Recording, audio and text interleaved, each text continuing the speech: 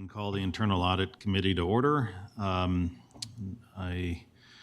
will take note for the purpose of the meeting minutes that Commissioner Schulte is here, Bob Thistle is not here, Brian Page will be joining us later, and Administrator Sivaraja is on the meeting.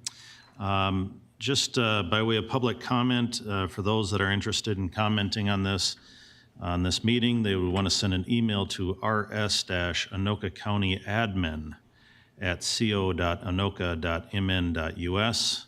Those emails for comment will be forwarded to me if there are any, and we'll present those at the end of this meeting. Aside from that, let's go ahead and start with item number 1, which is the approval of the agenda. You have it before you there. Is there a motion to approve? So moved. Moved by Commissioner Schulte. Second by Administrator Sivaraja. Any additions to the agenda? Seeing none, all those in favor signify by saying aye. Aye. Aye. Opposed? The agenda is approved. Item number 2, Chair's remarks. There are none at this point.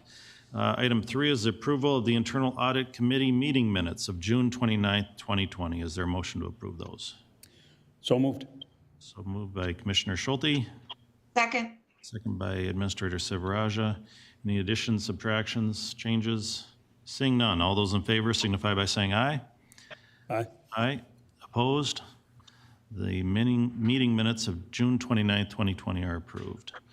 And to item number 4, which is the business of the day, we're going to go on to item A, which is Office of the State Auditor presentation.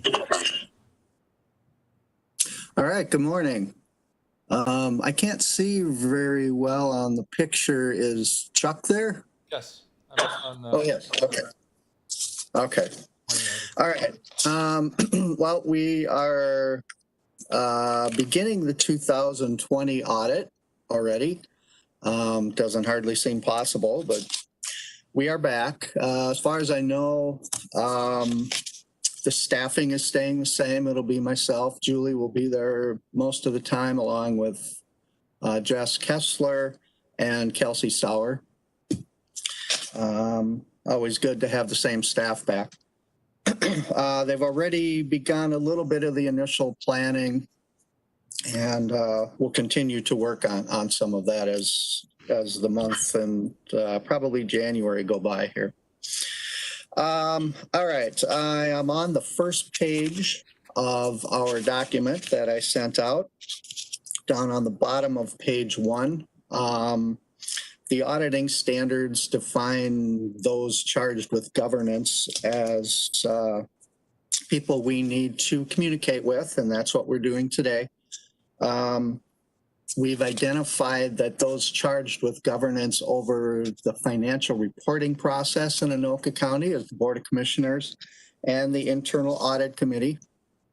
And our engagement letter covers the specific matters that we will be communicating, and I just started working on that. Corey, I'm hoping maybe to have that to you maybe by next week. There's no big hurry getting it back to us, but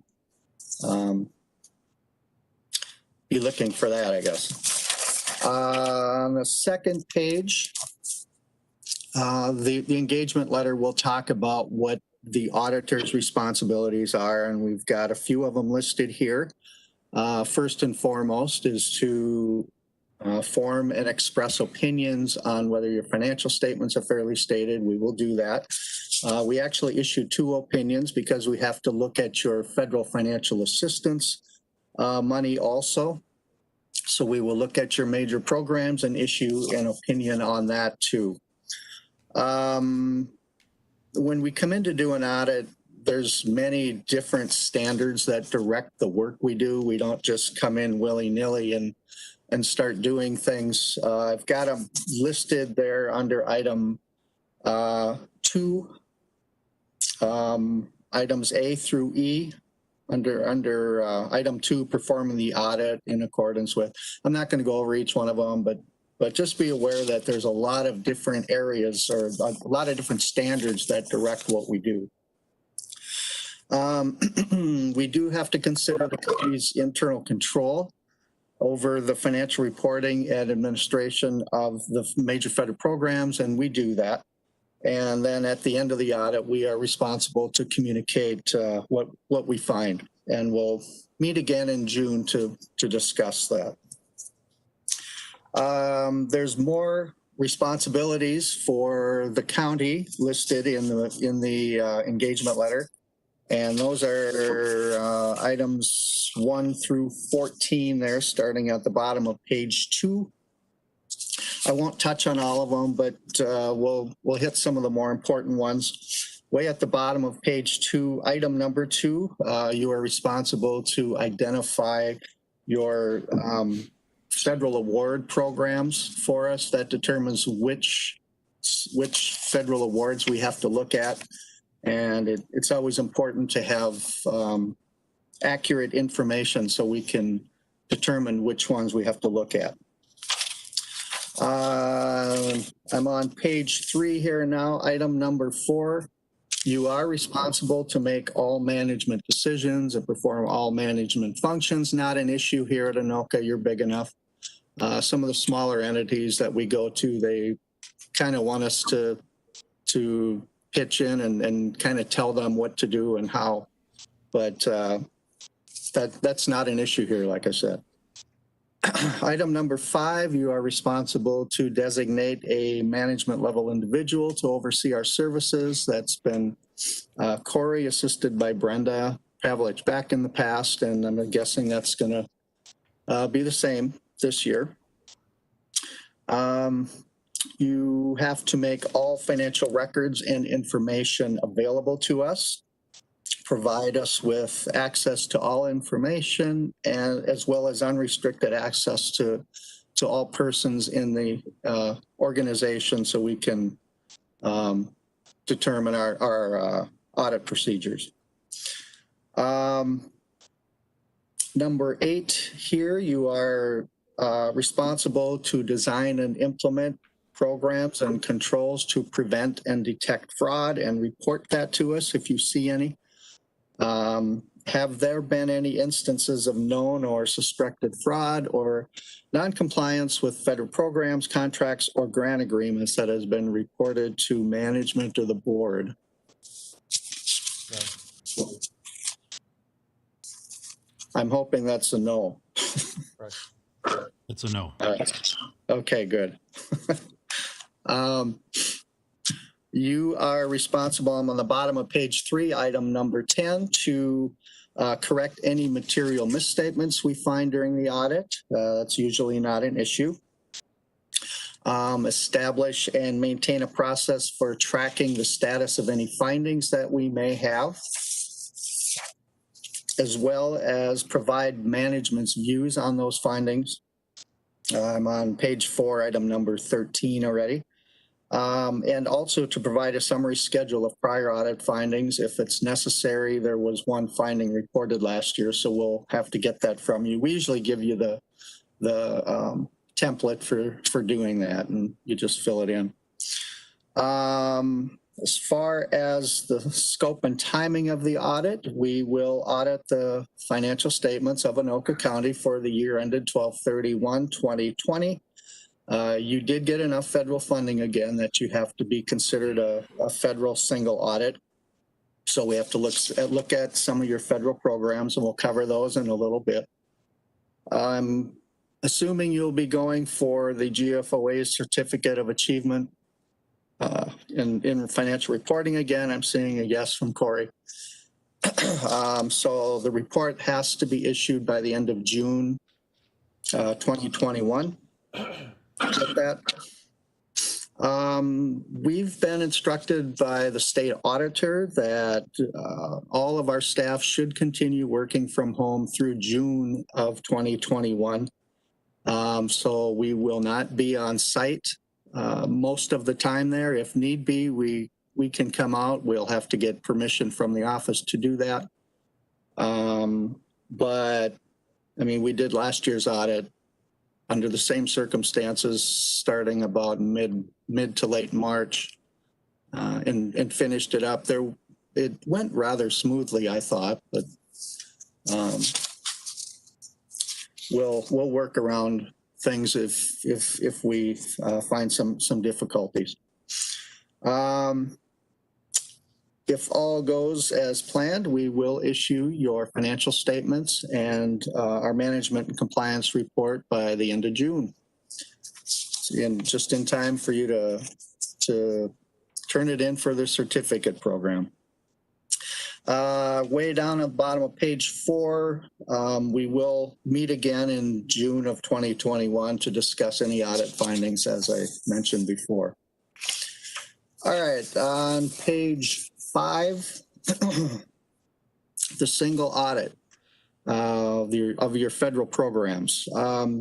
For the 2020 audit, the county did meet the qualifications to be considered a low-risk auditee, which means we only had to test 20% versus 40% of your total federal dollars. Well, with the CARES money, that's kind of a moot point. If there's something called Type A programs that we have to test, and those are any programs that are 3% of your total federal expenditures, or $750,000, whichever is more. That number in 2019 came out to about 1.25 million. Well, if we throw the CARES money in the mix this year, that doubles that to 2.5 million. So any federal program that is over 2.5 million is considered a Type A. That is subject to be tested. If we've tested them in the last 2 years, we do not have to test them for 2020. Most of them have been. There's only one continuing grant that Anoka County's gotten, the Highway Planning and Construction Grant, that has not been tested in the last 2 years. So unfortunately, we have to test that this year along with the CARES money. So those two are going to be well over the 20% threshold. Excuse me. So we are looking at those two programs. All right, page 6. We had one finding that we reported last year regarding Highway Department inventory. Valuation and quantities reported.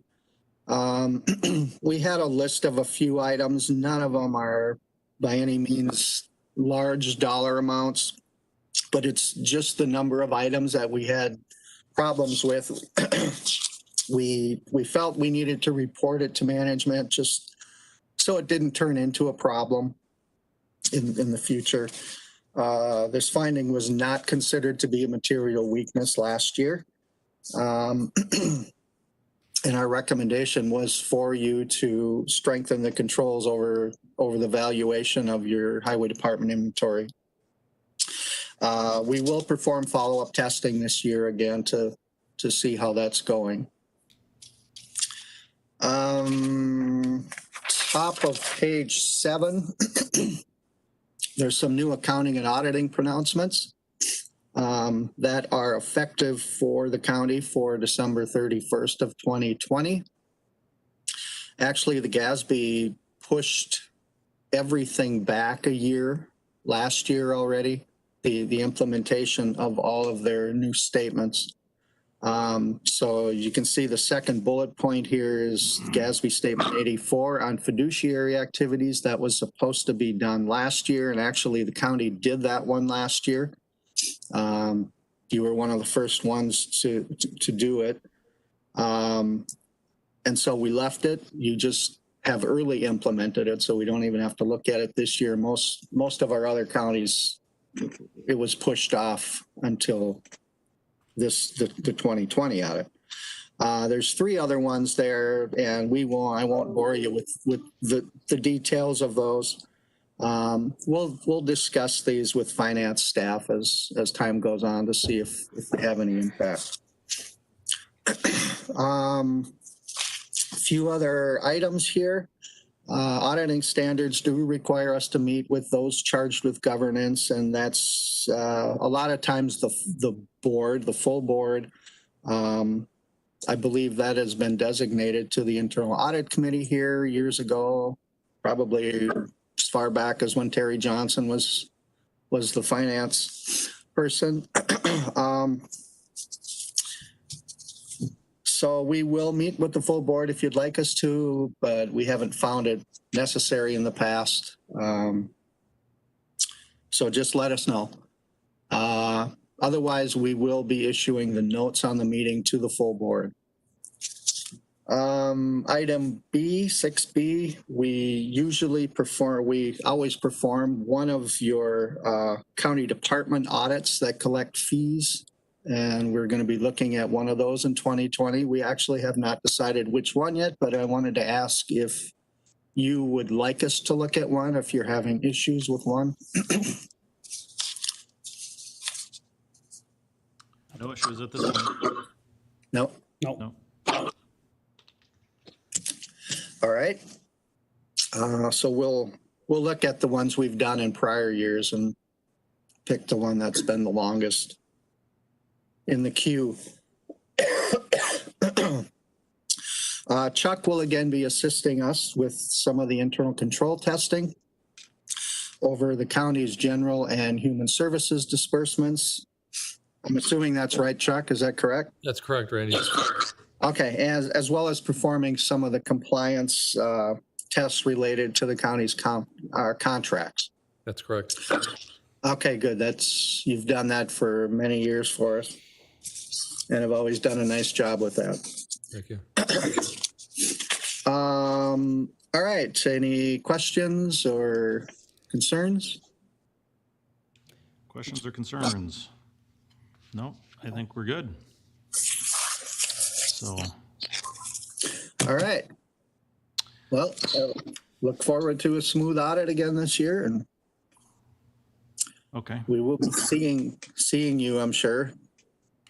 Well, thank you, Randy and Julie. Thank you for your continued relationship and working relationship that we have with you. We appreciate that and look forward to working around COVID here and whatever that entails as far as getting this done. But we appreciate your efforts on that. So thank you. Good to see you. Good to see you, Julie. Good to see you, Randy. Good luck. Thanks. All right. Thanks, Chuck. See you. Thank you. All right. Bye. Okay, for business, we'll move on to B then, which is verbal report on status of prior reported matters and current audits. Chuck? Thank you, Mr. Chair. Good morning, Brian. Welcome. There he is. Yep.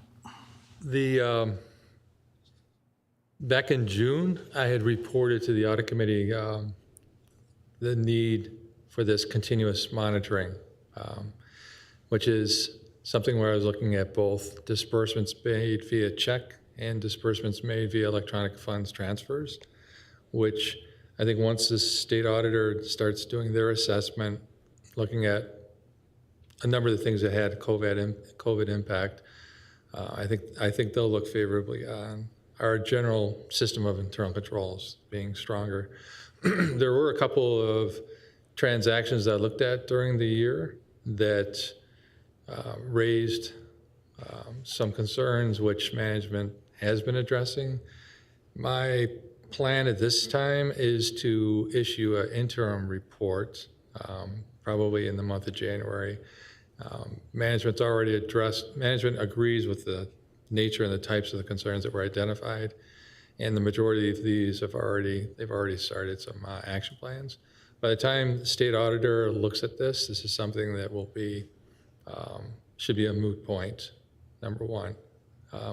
As Randy mentioned, I also will be looking at contracts and disbursements, and that's cash going out.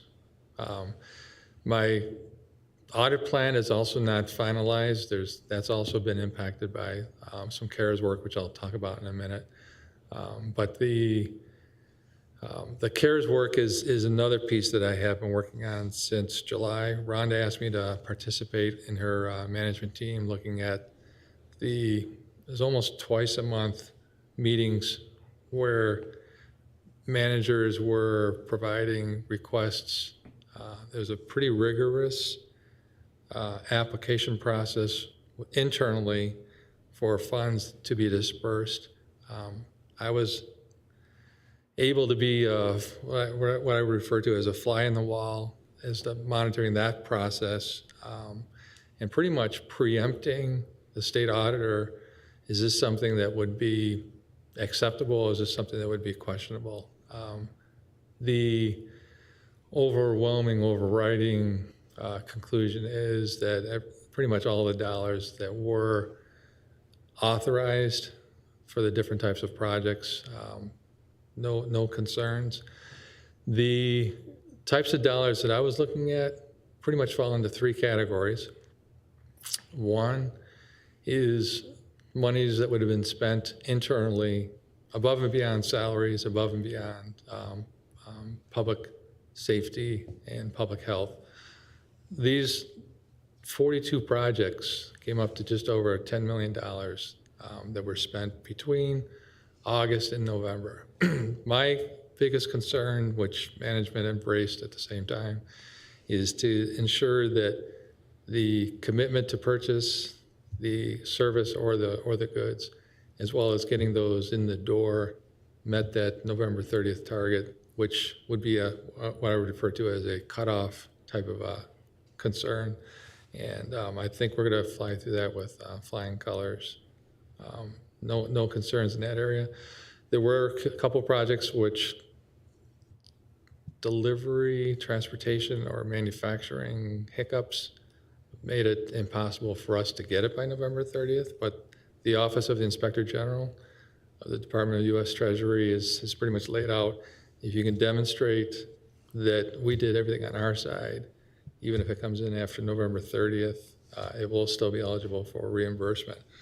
Corey, do you want to speak to that?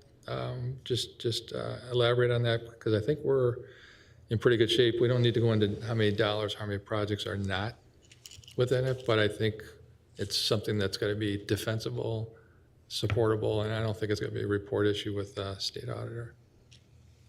Yeah, Chuck, sure, I can jump in quick. So basically they call it supply chain disruption, and we have letters from manufacturers on a construction project, which is related to a kind of AV hook-in. The county attorney's office is one example, and the actual doors related to what had to be brought in before they could even do the construction could not get here. They were stuck in Mexico, last I heard. So, and they're coming in January. That's just one example, but there's about 4 or 5 projects that kind of hit this. We did get information from the manufacturers regarding that this is a supply chain disruption to meet the criteria as laid out by the Department of the Treasury. So we feel very confident that these would meet criteria, the criteria. Very good. The other types of expenditures that were in my audit scope and are still in my audit scope have to do with the business economic support. And I believe, Rhonda, I think it was over 300 grants that have already been paid out. Over 365. Some of which were for nonprofits also, I believe.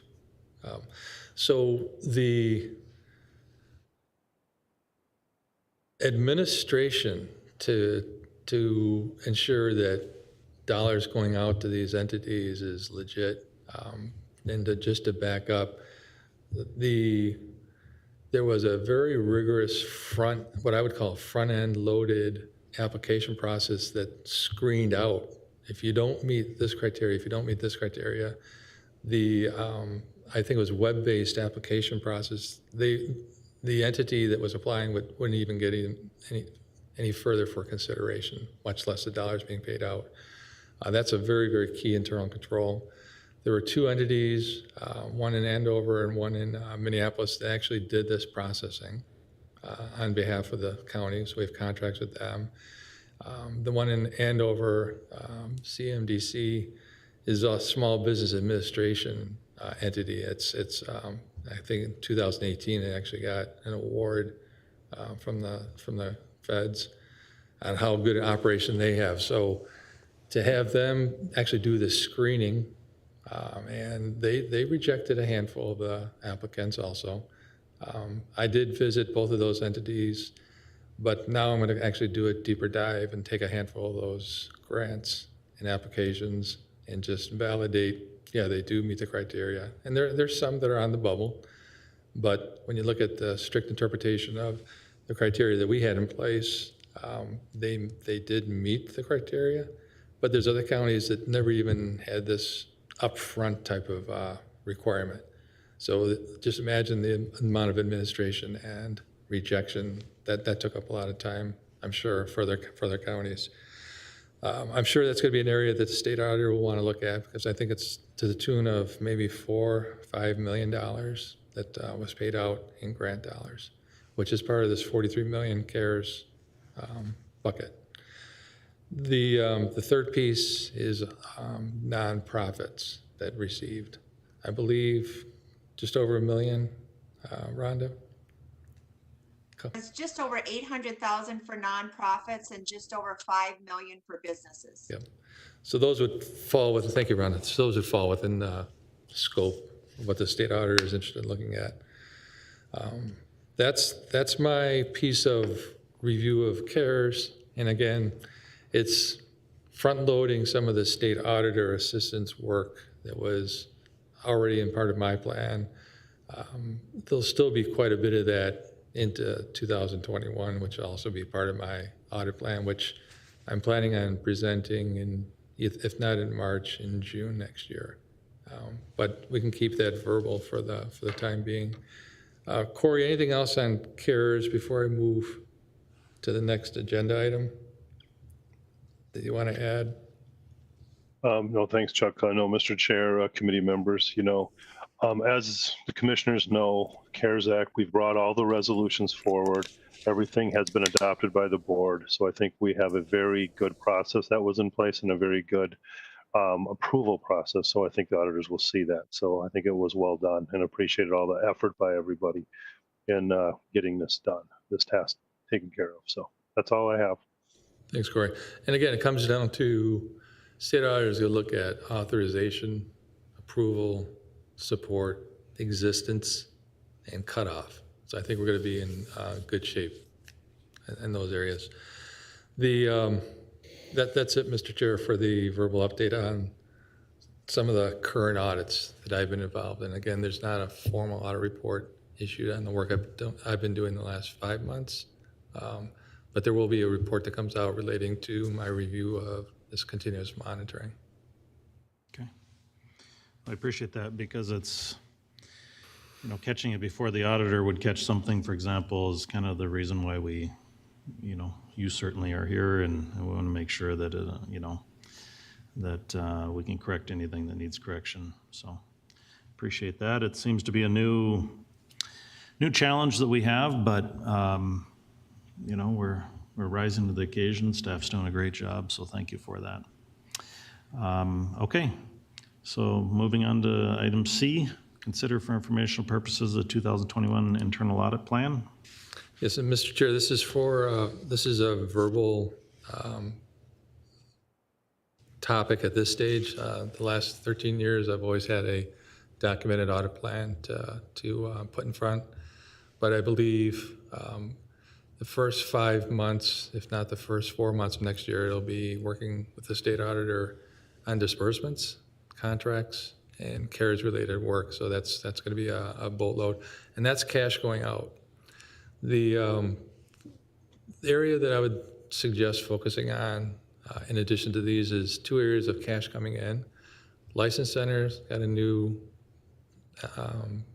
electronic system to handle and replace MNLARs for receipting, as did property records taxation. They also got a new system implementation for their handling of, actually it's very integrated, but the part I'm interested in is the actual receipting of cash. 2 areas coming in. I'd like to look at those areas.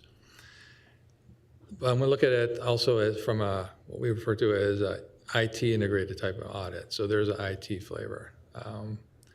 If I mention that to those two departments, they might look at IT and say, okay, so that's Susan Breland's area, that's IT, that's infrastructure, that's servers. Susan would look at the users and say, no, that's It's your users, it's your data, you're responsible for, it's your access. What I've been promoting the last 10 years is it's actually a shared responsibility. But more of the focus will be within the user department, allowing access, who can get into the system, and then what types of controls are built into the applications that any manager would expect to have, as far as edit routines, validation routines, or even you have no business getting into this area and it's blocked off. So I'll look at both of those systems this year, which then that is one of the biggest areas, cash in and cash out. There's another IT audit that I've done probably every 5 years in human services, which ends up being our biggest division, which is close to half of our county employees. Our county and most counties in the state have an advantage that most corporations don't have, and Brian, you'll appreciate this. The IT applications that human services uses, so MMIS, SSIS, Maxis, those applications are all housed down at St. Paul by the state.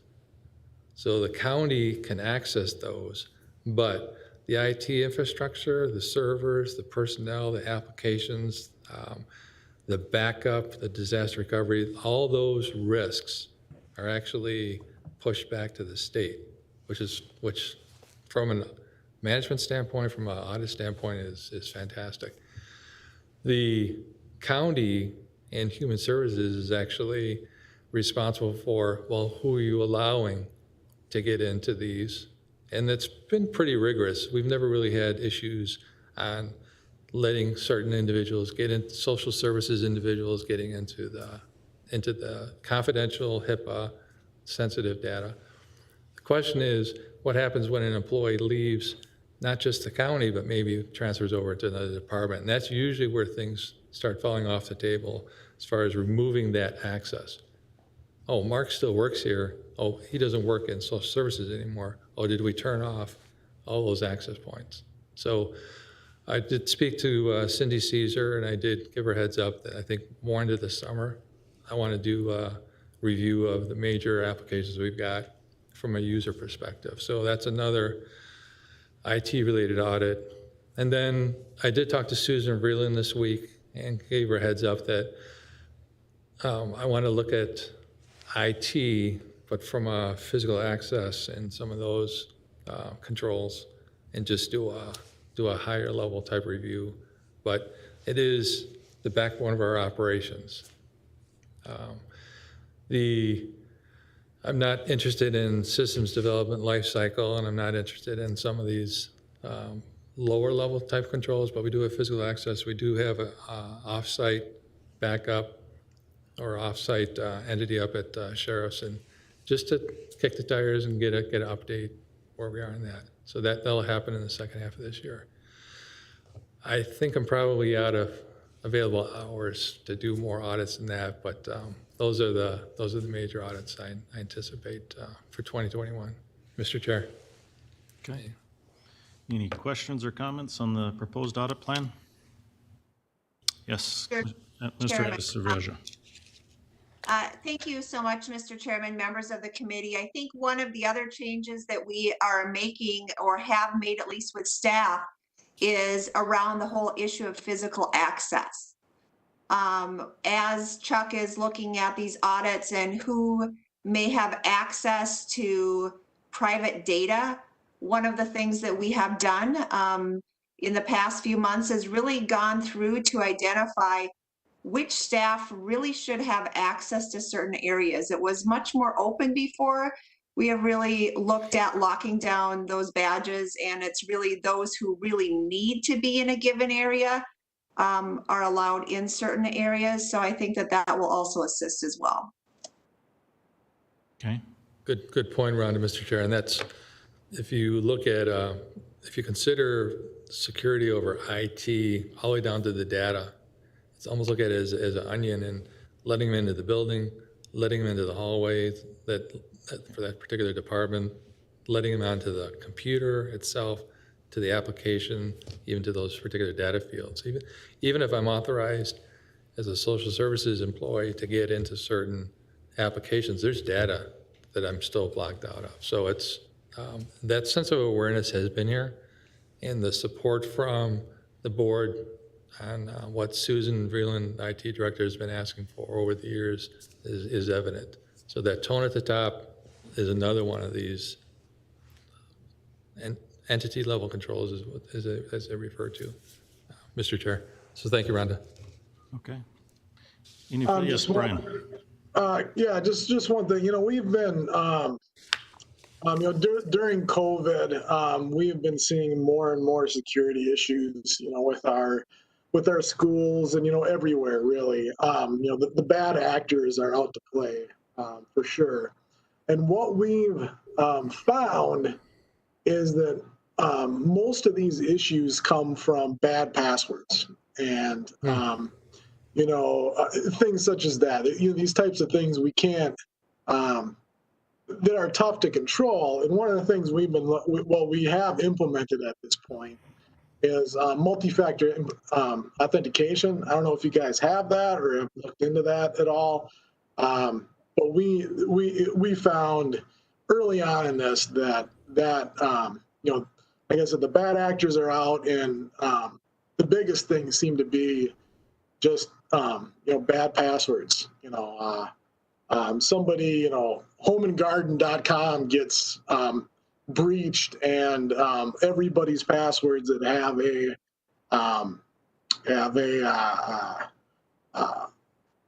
an account with Home and Gardens, they have all their passwords. Now they can go see if that same password was used with everybody, on their Wells Fargo account, right? So I don't know. These are the conversations that we're having over here. I just thought I'd bring that up. Mr. Chair, that's an excellent point, Brian. And I think the county is a number of years ahead of that as far as requiring some pretty sophisticated type passwords at a minimum length of 8 characters. And they're required to change those passwords. The system will actually force you to do that. So I think, and that's excellent. That's another access type of control. But I think we're ahead of the curve on that particular risk. Mr. Chair, Commissioner Schulte? and we do have multi-factor authentication. The dual product is what we're using here in the county. So, thank you, Brian. Thanks, Brian. Okay. Any further comments? Okay, seeing none, going on to item 5, which is our public comment. We do not have any public comments at this time, so we don't have any of those to review. If there is nothing else to come before our committee, then I thank you for your time. We'll stand adjourned. Thank you.